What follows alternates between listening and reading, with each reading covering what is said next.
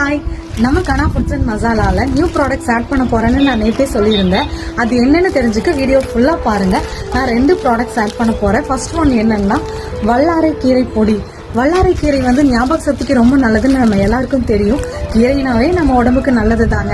ஆனால் வல்லாரை கீரையை தினமும் வாங்கி சுத்தம் பண்ணி நான் சமைச்சு சாப்பிடுவேன் அப்படின்னா எல்லாராலையும் முடியாது, கொஞ்சம் கஷ்டம்.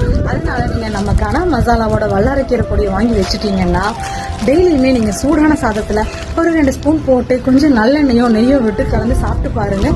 டேஸ்டா இருக்கும். அது மட்டும் இல்லைங்க, நம்ம இட்லி தோசைக்கு பொடி மாதிரியும் தொட்டு சாப்பிட்டுக்கலாம்.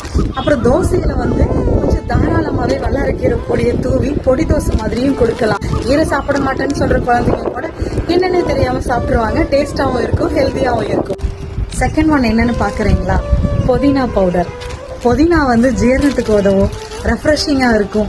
புதினா பொடியை வந்து நம்ம மற்ற பொடிங்க மாதிரியே கனா மசாலாவில் இருக்கிற கொள்ளு கருவேப்பிலை பொடி, முருங்கைக்கீரை பொடி, வல்லாரைக்கீரை பொடி மாதிரியே இதையும் சூடான சாதத்தில் நெய் அல்லது நல்லெண்ணெய் விட்டு சாப்பிடலாம். அது தவிர இந்த புதினா பொடியை கொஞ்சம் கடுகு, உளுந்தம்பருப்பு, முந்திரி பருப்பு எல்லாம் போட்டு தாளிச்சு சூடான சாப்பாடுகள் ஆட் பண்ணி அது கூட இந்த புதினா பொடியை கொஞ்சம் மிக்ஸ் பண்ணினீங்கன்னா சூப்பரான புதினா ரைஸ் ரெடி ஆயிருங்க. உங்களுக்கு ஒரு லஞ்ச் பாக்ஸ் ரெசிபியும் சொல்லிட்டேன். அப்புறம் என்னங்க, டக்குன்னு 2 பொடியும் வாங்கி ட்ரை பண்ணி பார்த்துட்டு எனக்கு உங்களோட ஃபீட்பேக் சொல்லுங்க. நான் வெயிட் பண்றேன். தேங்க்யூ.